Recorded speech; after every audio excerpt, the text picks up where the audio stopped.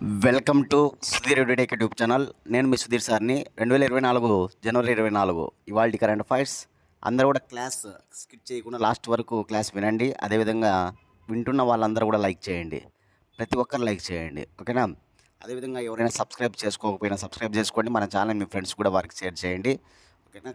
అదేవిధంగా ప్రతి ఒక్కరు కూడా అన్ని సబ్జెక్టులు బాగా టైం పెట్టుకొని నీట్గా చదువుకుంటూ రావాలి.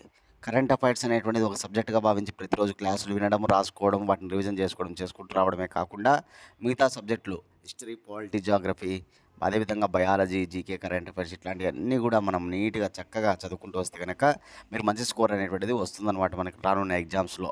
కాబట్టి అందరూ కూడా టైం వేస్ట్ చేయొద్దండి ముందుగా, ఓకేనా? ఫస్ట్ క్వశ్చన్, జాతీయ బాలికల దినోత్సవాన్ని ప్రతి ఏటా ఏ తేదీన నిర్వహిస్తారు? జాతీయ బాలికల దినోత్సవం, national girl child day. National girl child డేని ప్రతి ఏటా జనవరి 24న నిర్వహిస్తారు. జనవరి 24. సమాజంలో బాలికలను చిన్నచూపు చూడకుండా చేయడము, అదేవిధంగా శిశువు ఒకరా ఆడపిల్ల గర్భంలో పడిందని తెలవగానే భ్రూణ హత్యలకు పాల్పడడం, ఇట్లాంటివన్నీ అరికట్టడం కోసం ప్రత్యేకంగా ప్రతి ఏటా కూడా ఈ దినోత్సవాన్ని నిర్వహించడం జరుగుతుందన్నమాట. స్త్రీ మరియు శిశు సంక్షేమ శాఖ భారతదేశంలో 2008లో దీన్ని ప్రారంభించడం జరిగిందన్నమాట. ఈ దినోత్సవాన్ని 2008లో ఈ దినోత్సవాన్ని ప్రారంభించారు. కానీ కేంద్ర స్త్రీ మరియు శిశు సంక్షేమ శాఖ మంత్రిగా ఇప్పుడు ఎవరున్నారు? అన్నపూర్ణాదేవి గారు ఉన్నారు. ఆంధ్రప్రదేశ్ రాష్ట్రంలో స్త్రీ మరియు శిశు సంక్షేమ శాఖ మంత్రిగా గుమ్మడి సంధ్యారాణి ఉంది. తెలంగాణలో స్త్రీ మరియు శిశు సంక్షేమ శాఖ మంత్రిగా సీతక్క ఉన్నారన్నమాట. కాబట్టి గుర్తుపెట్టుకోవాలి, ఓకేనా? ఈ బాలికలను కాపాడడం కోసం మన భారతదేశంలో చాలా ముఖ్యంగా ఒక కార్యక్రమం కూడా ఉందన్నమాట. అదే బేటీ బచావో బేటీ పడావో. అది రీసెంట్గా 10 సంవత్సరాలు పూర్తి చేసుకుందన్నమాట, గుర్తుపెట్టుకోవాలి. 2015లో నరేంద్ర మోడీ హర్యానాలోని పానీపట్టులో బేటీ బచావో బేటీ పడావో కార్యక్రమానికి శ్రీకారం చుట్టాడనమాట. ఎందుకంటే స్త్రీ మరియు పురుష స్త్రీ నిష్పత్తి తక్కువగా ఉన్న రాష్ట్రం హర్యానా అనమాట. కాబట్టి ఆ రాష్ట్రంలోనే ఆ కార్యక్రమానికి శ్రీకారం చుట్టాడు ప్రధానమంత్రి నరేంద్ర మోడీ. బేటీ బచావో బేటీ పడావో అంటే ఏంటంటే కనుక బాలికలను రక్షించుకుందాం, ఓకేనా, చదివిద్దాం. బాలికలను రక్షించుకుందాం, చదివిద్దాం అనే కాన్సెప్ట్తో అది స్టార్ట్ అయిందనమాట. 10 సంవత్సరాలు పూర్తయిందని ఇటీవల మన కరెంట్ అఫైర్స్లో కూడా చెప్పుకున్నాం. బేటీ బచావో బేటీ పడావో. కాబట్టి గుర్తుపెట్టుకోవాలి, ఈ ఏడాది దీనికి సంబంధించి థీమ్, బాలికల దినోత్సవం యొక్క థీమ్ చెప్తున్నా, నోట్ చేసుకోవాలి. Empowerment girls for a bright future అనమాట. Empowerment girls for a bright future అనేటువంటిది, ఓకే, ఇప్పుడు మనకి థీమ్ అనమాట. థీమ్స్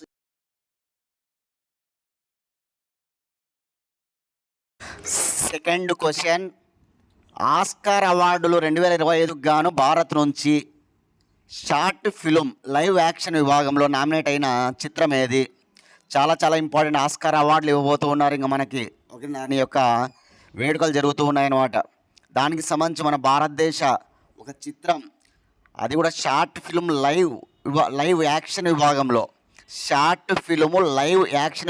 ఒక చిత్రం నామినేట్ అయిందనమాట. ఆ చిత్రం ఏదైనా అడుగుతున్నాడు ఇక్కడ. ఆన్సర్ అనూజ. ఈ అనూజ అనేటువంటి ఫిల్మ్ను ఆడమ్స్ గ్రేవ్స్ తెరకెక్కించడం జరిగిందనమాట. ఆడమ్స్ గ్రేవ్స్ గుర్తుపెట్టుకోవాలి, దర్శకుని పేరు ఆడమ్స్ గ్రేవ్స్ అనమాట. గుణిత్ మోంగా ప్రొడ్యూసరు. ప్రియాంక చోప్రా కూడా అసోసియేటెడ్ ప్రొడ్యూసర్గా వర్క్ చేయడం జరిగిందన్నమాట, Priyanka Chopra.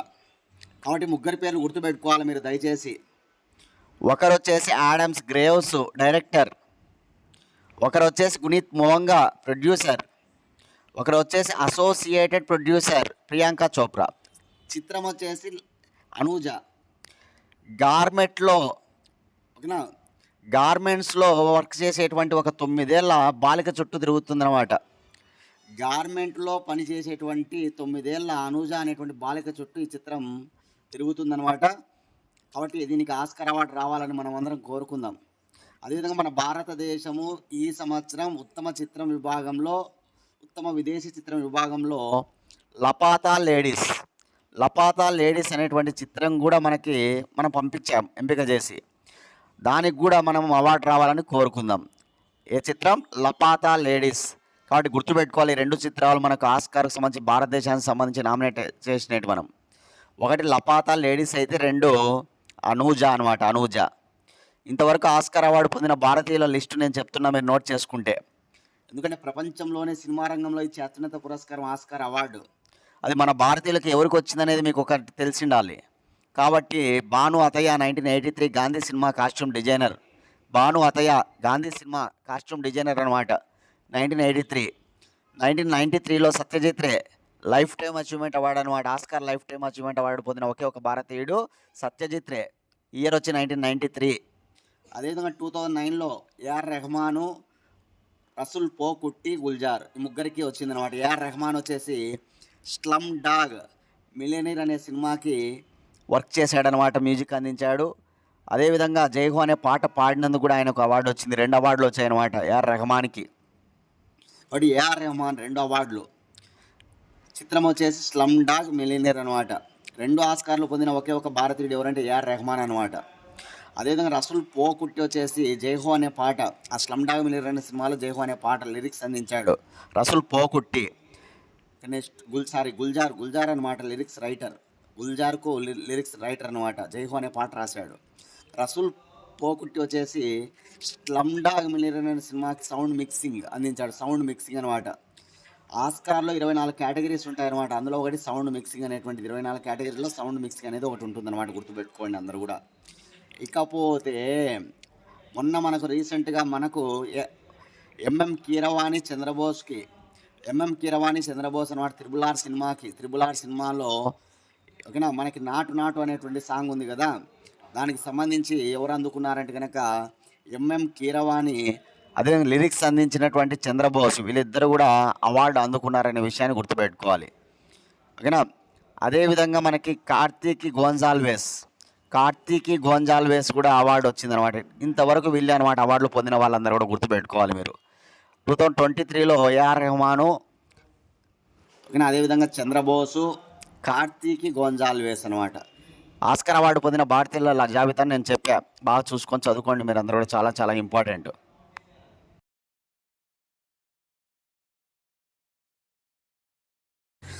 Third question, global fire world index 2025 ప్రకారం టాప్లో నిలిచిన దేశం ఏది?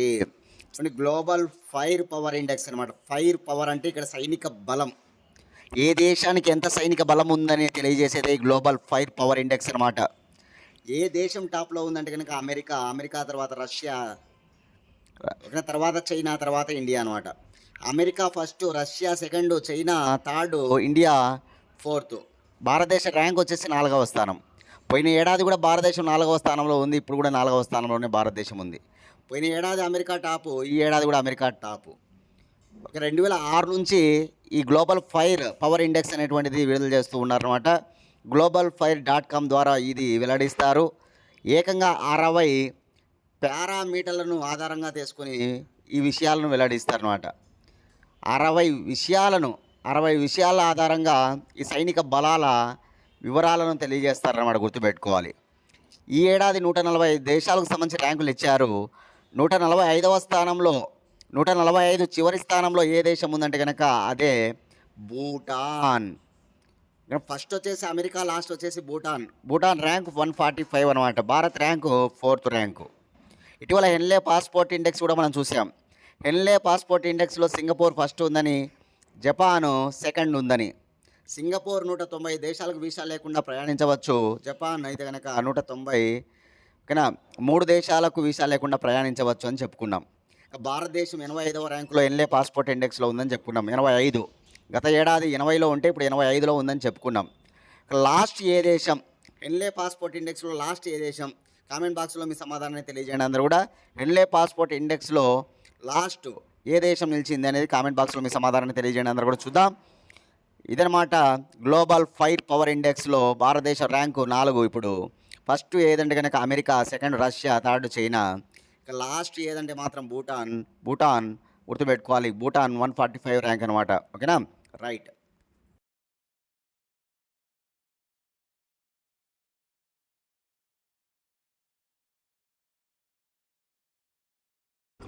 Question number 4. మహాకుంభమేళలో దివ్యాంగులకు ఉచితంగా కృత్రిమ అవయవాలు అందించిన ధార్మిక సంస్థ ఏది? చూడండి, మహాకుంభమేళలో ఒక గొప్ప ధార్మిక సంస్థ, రాజస్థాన్లో జైపూర్లో ఉన్నటువంటి గొప్ప ధార్మిక సంస్థ నారాయణను సేవా సంస్థాన్. నారాయణను సేవా సంస్థాన్. ఈ నారాయణ సేవా సంస్థాన్ ఎక్కడికి చెందినటువంటిది? రాజస్థాన్లోని జైపూర్ అనమాట. చూడండి, మనం వింటూ ఉంటాం జైపూర్ కాలు, జైపూర్ లెగ్ అని. వాటి కృత్రిమ అవయవాలు అందించడంలో దేశంలో చాలా కీలకమైనటువంటి ప్రాంతం అనమాట జైపూర్. ఆ జైపూర్లో ఉన్నటువంటి ఒక సంస్థ అనమాట ఇది, నారాయణను సేవా సంస్థ. ఆ సంస్థ ఇప్పుడు కుంభమేళ, మహాకుంభమేళ జరుగుతుంది కదా ఉత్తరప్రదేశ్లోని ప్రయాగ్రాజ్లో, త్రివేణి సంగమం వద్ద. కాబట్టి ఇక్కడ ఒక 50 మందితో కూడినటువంటి బృందం అక్కడ వారికి సేవలు అందిస్తూ ఉంది. దానిలో భాగంగా కృత్రిమ అవయవాలకు సంబంధించి 90,000 విలువ చేసేటువంటి కృత్రిమ అవయవాలను కూడా అందిస్తూ ఉన్నారంట. ఇప్పటికే 50 మందికి అక్కడ కొలతలు, అవయవాలకు సంబంధించిన కొలతలు తీసుకోవడం జరిగిందంట. 90,000 విలువ చేసేటువంటి అవయవాలను అందిస్తూ ఉన్నారు. అదేవిధంగా దానికి సంబంధించి 50 కొలతలు తీసుకున్నారనమాట. కాబట్టి అక్కడ ఫిజియోథెరపీ ఇట్లాంటివన్నీ కూడా పెట్టి 50 మందితో ఆ బృందం చేత అక్కడికి వచ్చినటువంటి ఎవరైతే ఈ వికలాంగులు కావచ్చు, ఇట్లాంటి అంగవైకల్యం కలిగినటువంటి వారందరికీ కూడా సేవలు అందిస్తూ ఉన్నారనమాట. ఆ సంస్థ పేరు బాగా గుర్తుపెట్టుకోవాలి. మహాకుంభమేళలో ఈరోజు వార్తల్లో ఉన్నటువంటి సంస్థ అనమాట. ఒకటి న్యూస్ పేపర్లు అన్నింటిలో కూడా మనకు వేయడం జరిగింది, కాబట్టి చూసుకోండి.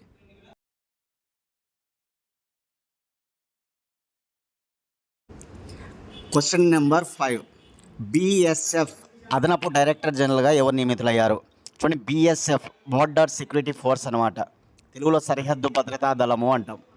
ఈ బిఎస్ఎఫ్కి అదనపు డైరెక్టర్ జనరల్గా ఎవరు నియమించబడ్డాడు అంటే కనుక ఆన్సర్ మహేష్ కుమార్ అగర్వాల్. మహేష్ కుమార్ అగర్వాల్. చూడండి, బిఎస్ఎఫ్ డైరెక్టర్ జనరల్గా ఎవరున్నారంటే ప్రజెంటు బిఎస్ఎఫ్ డైరెక్టర్ జనరల్గా ఉన్నవాడు ఆల్రెడీ మనకి ఎవరంటే కనుక దల్జీత్ సింగ్. ఇప్పుడు మనం చెప్పేది ఏంటంటే అడిషనల్ డైరెక్టర్ జనరల్ అనమాట, ఏడీజీ అంటాం. ఏడీజీ ఎవరంటే మహేష్ కుమార్ అగర్వాల్. డీజీ ఎవరంటే కనుక దల్జీత్ సింగ్ అనమాట. అదేవిధంగా సిఐఎస్ఎఫ్ అనేది ఒకటి ఉంటుంది కదా, central industrial security force. CISF director జనరల్గా ఎవరున్నారంటే రాజ్విందర్ సింగ్ ఉన్నాడు. ఆర్మీ, నేవీ, ఎయిర్ ఫోర్స్, భారతదేశ త్రివిధ దళాలు అనమాట ఈ మూడు కూడా. ఇండియన్ ఆర్మీ చీఫ్గా ఎవరున్నారంటే ఉపేంద్ర ద్వివేది. ఇండియన్ నేవీ చీఫ్గా దినేష్ కుమార్ త్రిపాఠి. అదేవిధంగా ఇండియన్ ఎయిర్ ఫోర్స్ చీఫ్గా ఎవరున్నారంటే అమర్ప్రీత్ సింగ్ ఉన్నాడు. ఇవి నోట్ చేసుకోండి ఎవరెవరు ఉన్నారు ప్రజెంట్ అని. అమర్ప్రీత్ సింగ్.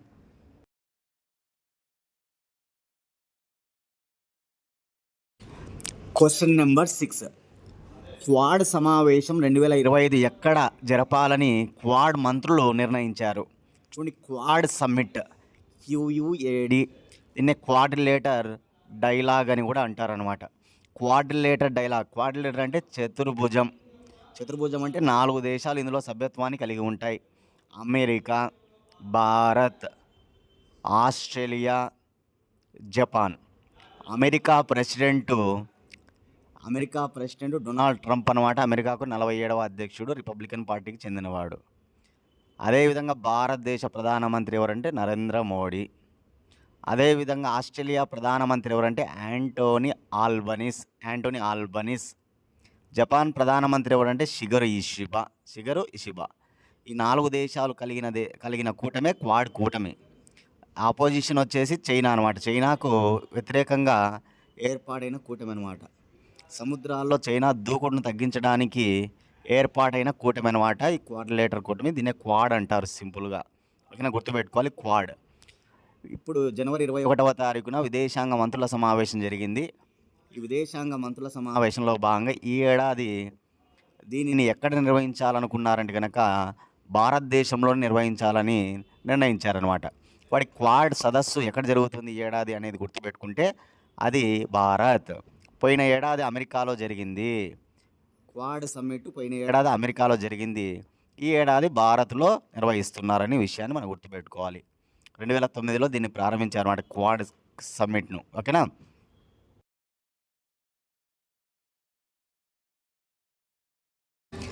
Question number 7. సుభాష్ చంద్రబోస్ ఆపద ప్రబంధన్ అవార్డు 2025ను ఇన్స్టిట్యూషన్ విభాగంలో పొందిన సంస్థ ఏది? చూడండి, సుభాష్ చంద్రబోస్ ఆపద ప్రబంధన్ అవార్డు 2025. సుభాష్ చంద్రబోస్ ఆపద ప్రబంధక్ అవార్డు 2025 అనమాట. ఈ అవార్డు ప్రతి ఏటా జనవరి 23వ తారీఖున ఇవ్వడం జరుగుతుంది. సుభాష్ చంద్రబోస్ పుట్టినరోజు సందర్భంగా ప్రతి ఏటా జనవరి 23న ఈ అవార్డుని ఇవ్వడం జరుగుతుంది. 2019లో ఈ అవార్డును సుభాష్ చంద్రబోస్ 125వ జయంతి సందర్భంగా ప్రారంభించారు. 125వ జయంతి సుభాష్ చంద్రబోస్ జయంతి సందర్భంగా దీన్ని ప్రారంభించారనమాట. ఒక వ్యక్తికి కానీ సంస్థకు కానీ ఇస్తారనమాట. ఎవరైతే ప్రకృతి వైపరీత్యాలకు సంబంధించి నిస్వార్థంగా పనిచేసే సంస్థలు ఏవైతే ఉంటాయో, ప్రకృతి వైపరీత్యాలకు సంబంధించి నిస్వార్థంగా పనిచేసే వ్యక్తులు ఎవరైతే ఉంటారో అలా ఒక వ్యక్తికి కానీ ఒక సంస్థకు కానీ ఇవ్వడం జరుగుతుందన్నమాట. సంస్థకైతే 51 లక్షలు నగదు బహుమతి ఇవ్వడం జరుగుతుంది. 51 lakhs అనమాట. అదే వ్యక్తి అవార్డు పొందితే కనుక 5 లక్షలు ఇవ్వడం జరుగుతుందన్నమాట. సంస్థకైతే 51 లక్ష, వ్యక్తికి అయితే కనుక 5 లక్షలు నగదు ఇస్తారన్నమాట. ప్రతి ఏటా కేంద్ర హోంశాఖ ఈ అవార్డును ప్రకటిస్తుంది. అలా ఈ ఏడాది హైదరాబాదుకు చెందినటువంటి సంస్థ ఇన్కాయిస్కు ప్రకటించింది. INCOIS అనమాట. దీని ఫుల్ ఫామ్ నోట్ చేసుకోవాలి. INCOIS full form. ఓకేనా. ఇండియన్ నేషనల్ సెంటర్ ఫర్ ఓకేనా ఓషన్ ఇన్ఫర్మేషన్ సర్వీసెస్. ఓషన్ అంటే సముద్రం, ఇన్ఫర్మేషన్ అంటే సమాచారం. ఓకేనా. Ocean information service. సముద్రాలకు సంబంధించి అక్కడ జరిగేటువంటి ప్రకృతి వైపరీత్యాల్లో భాగంగా సమాచారాన్ని అందించేటువంటి గొప్ప సంస్థ అనమాట ఇన్కాయిస్ ఎప్పుడు ఏర్పడిందంటే 1999లో ఏర్పడింది అనమాట. ఇన్కాయిస్ అనేటువంటి సంస్థ. కాబట్టి గుర్తుపెట్టుకోవాలి, ఇన్కాయిస్కు వచ్చిన అవార్డు సుభాష్ చంద్రబోస్ ప్రబంధక్ అవార్డు. ఓకేనా, చాలా ఇంపార్టెంట్.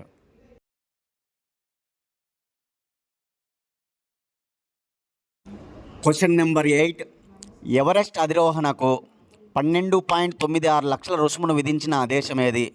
చూడండి, ఎవరెస్ట్ శిఖరాన్ని ఎవరైతే అధిరోహిస్తారో వారికి 12.96 లక్షల రూపాయలను చేయడం జరిగిందనమాట. ఏ దేశం అంటే కనుక నేపాల్ గవర్నమెంట్ అనమాట. ఎందుకంటే నేపాల్లోనే ఎవరెస్ట్ శిఖరం అనేటువంటిది అత్యధికంగా ఉంటుంది కాబట్టి. నేపాల్లో ఎవరెస్ట్ శిఖరాన్ని సాగరమాత అంటారన్నమాట. సాగరమాత అని పిలుస్తారు ఎవరెస్ట్ శిఖరాన్ని నేపాల్లో. ఓకేనా. ఇది వరకు $11,000 ఉండిందనమాట. దాన్ని $15,000కు 36% పెంచడం జరిగిందనమాట. ఇంతకుముందు కూడా ఉండింది. ఓకేనా. ఈ ఎవరెస్ట్ శిఖర అధిరోహణకు ఇంతకుముందు కూడా ఈ రుసుము కట్టవలసి ఉండేదనమాట. ఎంత అప్పుడు అంటే $11,000 అనమాట. ఇప్పుడు దానిని పెంచిందనమాట. ఎంతకు పెంచిందంటే $15,000 పెంచిందనమాట. మన రూపాయల్లో మనం చెప్పుకుంటే అది 12.96 లక్షలు అనమాట. 12.96 లక్షలు అనమాట. కాబట్టి గుర్తుపెట్టుకోవాలి. ఎందుకంటే నేపాల్ గవర్నమెంటు ఎవరెస్ట్ శిఖరాన్ని అధిరోహించే వారికి సంబంధించి రేటు పెంచడం జరిగిందనమాట. మే నెలలో సాధారణంగా ఎక్కువ మంది ఎక్కుతూ ఉంటారన్నమాట. వేసవి కాలం కాబట్టి అక్కడ మే నెలలో అధిరోహిస్తూ ఉంటారన్నమాట చాలామంది. దక్షిణ మార్గం గుండా ఎవరైతే వెళ్తారో వారికి అనమాట ఇది 12.96 లక్షలు అనేటువంటిది గుర్తుపెట్టుకోవాలి. ప్రపంచంలోనే అన్నిటికంటే అతి ఎత్తైన శిఖరం మౌంట్ ఎవరెస్ట్ అనమాట. 8848 మీటర్స్, 8,848 మీటర్లు, 8,848 మీటర్లు అనమాట. ఎవరెస్ట్ శిఖరము నేపాల్, చైనా, టిబెట్లలో విస్తరించి ఉంది. నేపాల్లో దీన్ని సాగర మాత అంటారు. చైనాలో కెమో వాంగుమో అంటారు. టిబెట్లో చెమో లుంగ్మో అంటారు. గుర్తుపెట్టుకోవాలి ఏ శిఖరాన్ని? మౌంట్ ఎవరెస్ట్ అనమాట. ప్రపంచంలోనే అతి ఎత్తైన శిఖరం. ఎవరెస్ట్ శిఖరాన్ని మొట్టమొదటిగా ఎక్కినటువంటి వ్యక్తి ఎవరంటే టెన్సింగ్ నార్గే. ఎవరెస్ట్ శిఖరాన్ని మొట్టమొదటిగా ఎక్కిన మహిళ జెంకో తాబి, జపాన్. టెన్సింగ్ నార్గేది నేపాల్, జెంకో తాబిది జపాన్ అనమాట. చాలా ఇంపార్టెంట్, గుర్తుపెట్టుకోవాలి. ఎవరెస్ట్ శిఖరాన్ని అధిరోహించిన మొట్టమొదటి భారతీయుడు Avatar Singh Gombu.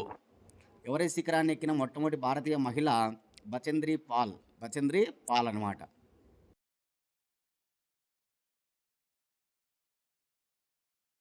Ninth question. American meteorological society outstanding service award 2025ను ఎవరికి అందించారు?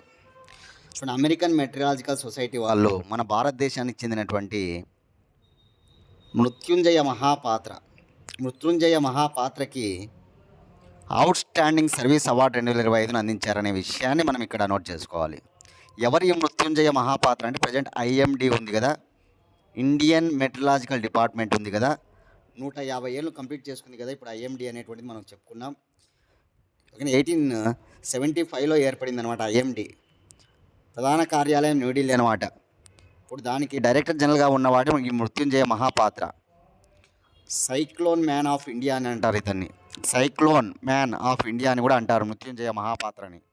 అటువంటి ఇతనికి అమెరికా మెట్రలాజికల్ వాళ్ళు ఇచ్చిన అవార్డు అనమాట. ఇది అవుట్ స్టాండింగ్ సర్వీస్ అవార్డు. చాలా చాలా ఇంపార్టెంట్. మృత్యుంజయ మహాపాత్రకి ఏ అవార్డు వచ్చిందో మీరు నోట్ చేసుకొని చదువుకోవాలి. Last question. 14,505 బంతులతో 50 years ఆఫ్ వాంకాడే స్టేడియం అని రాసి గిన్నీస్ బుక్ ఆఫ్ రికార్డ్ సాధించినట స్టేడియం. 14,505 బంతులతో 50 years ఆఫ్ వాంకాడే స్టేడియం అని రాయబడిందనమాట. ఎందుకంటే వాంకాడే స్టేడియం చాలా ఫేమస్ స్టేడియం, బాంబేలో ఉంది. అటువంటి బాంబేలో ఉన్న వాంకాడే స్టేడియం 50 సంవత్సరాలు కంప్లీట్ చేసుకుందనమాట. 1974లో వాంకాడే స్టేడియము ప్రారంభించబడిందనమాట. ఇప్పుడు అది 50 సంవత్సరాలు పూర్తి చేసుకుంది. కాబట్టి వాళ్ళు ఏం చేశారంటే కనుక ఒక 14,505 బంతులతో బాల్స్తో ఆ పదం రాశారనమాట. అది గిన్నీస్ బుక్ ఆఫ్ రికార్డులో చోటు సంపాదించిందనే విషయాన్ని మనం గుర్తుంచుకోవాలి. ఇవన్నమాట ఇవాల్టి కరెంట్ అఫైర్స్. మీరు ఎవరైనా సరే కానిస్టేబుల్ మెయిన్స్కి సంబంధించి ఎగ్జామ్స్ రాసుకోవాలనుకుంటే డైలీ ఎగ్జామ్స్ కండక్ట్ చేయబడతాయి. ఆ వివరాల కోసం 8186006848 ఈ నెంబర్కి కాల్ చేసి మీరు డైలీ ఎగ్జామ్లు రాసుకోవచ్చు గ్రూప్లో. కాబట్టి ఇక్కడ అందరూ కూడా యూటిలైజ్ చేసుకోండి. ఇంకా ఏరే వాళ్ళకు కూడా ఎవరికైనా సరే ఈ ఎగ్జామ్స్ ఉపయోగపడతాయి. అందరూ కూడా దయచేసి లైక్ చేయండి. ఇంకా సబ్స్క్రైబ్ చేసుకొని వాళ్ళు సబ్స్క్రైబ్ చేసుకోండి. ప్రతిరోజు మన కరెంట్ అఫైర్స్ ఛానల్ను ఫాలో అవుతారండి. ఓకే, నెక్స్ట్ క్లాస్లో మళ్ళీ కలుసుకుందాం ఫ్రెండ్స్. థ్యాంక్స్.